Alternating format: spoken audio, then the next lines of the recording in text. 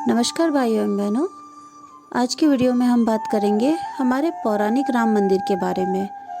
कैसा था 16वीं शताब्दी के पहले का राम मंदिर, किसने बनवाया था उसे, क्या कहते हैं पुरातनवादी तथ्य, कैसी थी अयोध्या, क्या था राम जन्मभूमि का हाल, किसने बनवाया था भव्य मंदिर, किसने करवाया था जीर्णोद्धार, किसने दी थी गवाही कि यहाँ पर भव्य मंदिर था, कब शुरू हुआ था मंदिर का पतन इत्यादि।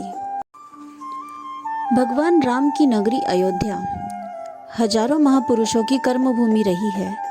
यही पवित्र भूमि हिंदुओं के लिए बहुत ही महत्वपूर्ण है। यहाँ पर भगवान राम का जन्म हुआ था। यह राम जन्मभूमि है। इस जन्मभूमि पर एक भव्य मंदिर बना था जिसे तोड़ दिया गया था। आओ हम जानते हैं कि वह भव्य मंदिर किसने बनाया था और कैसा था वह मंदिर। शोधानुसार पता चलता है कि भगवान राम का जन्म 5114 ईस्वी पूर्व हुआ था। चैत्र मास की नवमी को हम सभी राम नवमी के रूप में मनाते हैं। इसके आगे हम बात करेंगे पुरातात्विक तथ्य क्या कहते हैं। अगस्त 2003 के पुरातात्विक विभाग के सर्वे में कहा गया था कि जहां बाबरी मस्जिद बनी थी वहां राम मंदिर होने के संकेत मिले हैं। भूमि के अंदर दबे हुए खंभे और अन्य अवशेषों पर अंकित चिन्ह और मिली पॉटरी से मंदिर होने के सबूत मिले हैं। भारतीय पुरातत्व सर्वेक्षण द्वारा हर मिनट की वीडियोग्राफी, जानकारी और स्थिर चित्रण किया गया है। इस खुदाई में कितनी ही दीवारें, फर्श और बराबर दूरी पर स्थित 50 जगहों के खंभों के आधारों की 2 कतारें पाई गई थी। एक शिव मंदिर भी दिखाई दिया था। कई रिपोर्ट्स में और भारतीय सर्वेक्षण विभाग की रिपोर्ट अब उच्च न्यायालय के रिकॉर्ड में दर्ज भी है। 30 सितंबर 2010 को इलाहाबाद उच्च न्यायालय की लखनऊ खंडपीठ ने विवादित ढांचे के संबंध में ऐतिहासिक निर्णय भी सुनाया। न्यायमूर्ति धर्मवीर शर्मा, न्यायमूर्ति सुधीर अग्रवाल एवं न्यायमूर्ति एसयू खान ने एक मत से माना कि जहां रामलला विराजमान है वही श्री राम की जन्मभूमि है। अब हम जानेंगे कैसी थी अयोध्या।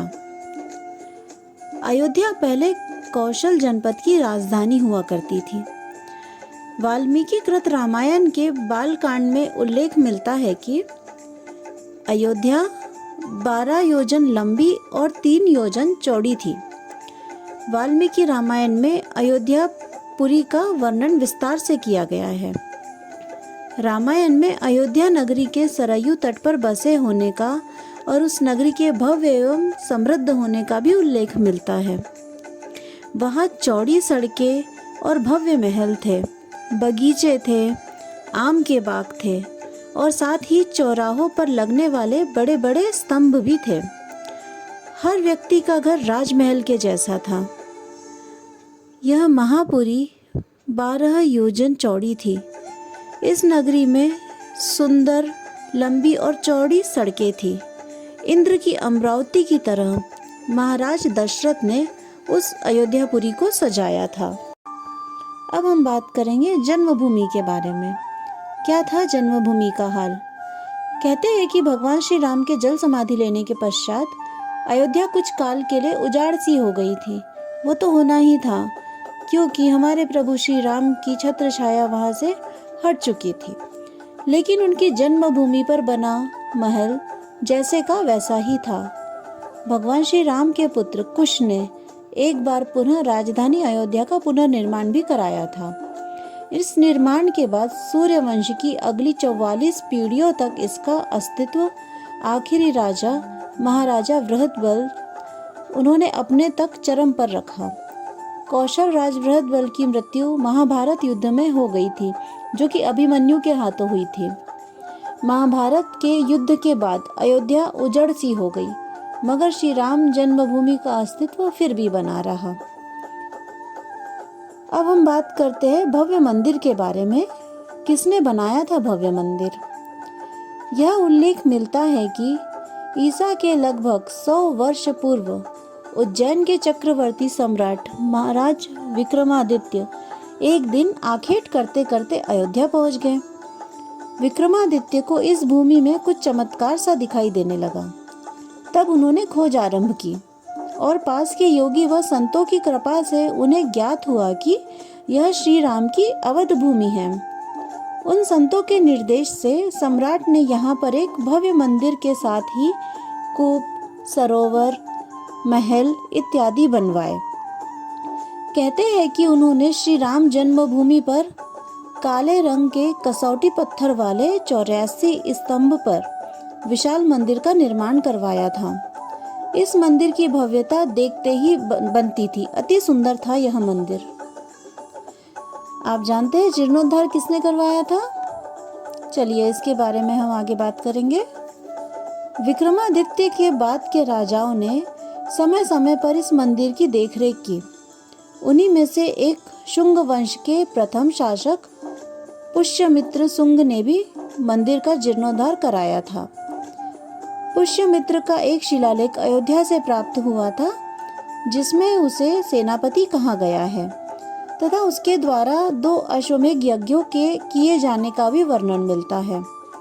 अनेक अभिलेखों से ज्ञात होता है कि गुप्त वंशीय चंद्रगुप्त द्वितीय के समय और तत्पश्चात काफी समय तक अयोध्या गुप्त साम्राज्य की राजधानी रही थी। गुप्त कालीन महाकवि कालिदास ने अयोध्या का रघुवंश में कई बार उल्लेख भी किया है। आगे हम जानेंगे किसने दी थी गवाही कि यहाँ पर भव्य मंदिर था। कहा जाता है कि चीनी भिक्षु फाहियान ने यह देखा कि कई बौद्ध मठों का रिकॉर्ड रखा गया है। यहाँ पर 7वीं शताब्दी में चीनी यात्री हेनत्सांग आया था। उसके अनुसार यहाँ 20 बौद्ध विहार थे तथा 3000 भिक्षु भी रहते थे और यहाँ हिंदुओं का एक प्रमुख और भव्य मंदिर भी हुआ करता था, जहाँ रोज हजारों की संख्या में लोग दर्शन करने भी आते थे, जिसे राम मंदिर कहा जाता था। आगे हम जानेंगे कि मंदिर का पतन कब शुरू हुआ था।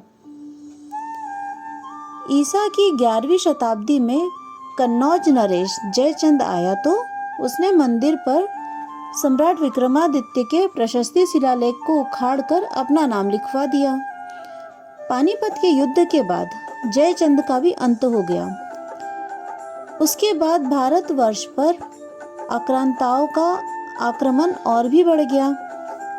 आक्रमणकारियों ने काशी, मथुरा के साथ ही अयोध्या में भी लूटपाट करना चालू कर दिया और पुजारियों की हत्या कर दी, मूर्तियां तोड़ने लगे और यह क्रम जारी रहा। लेकिन 14वीं सदी तक के वे लोग अयोध्या में राम मंदिर को तोड़ने में सफल नहीं हो पाए थे। बहुत सारे आक्रमणकारी आए।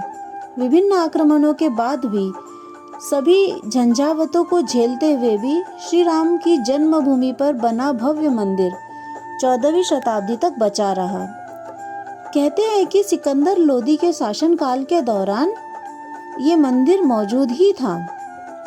अंततः 1527 से 28 में अयोध्या में स्थित भव्य मंदिर को तोड़ दिया गया और उसकी जगह बाबरी ढांचा खड़ा किया गया था। कहते हैं कि मुगल साम्राज्य के संस्थापक बाबर के एक सेनापति ने बिहार अभियान के समय में अयोध्या में श्री राम के जन्म स्थान पर स्थित प्राचीन और भव्य मंदिर को तोड़कर एक मस्जिद बनवाई थी, जो 1992 तक विद्यमान रही।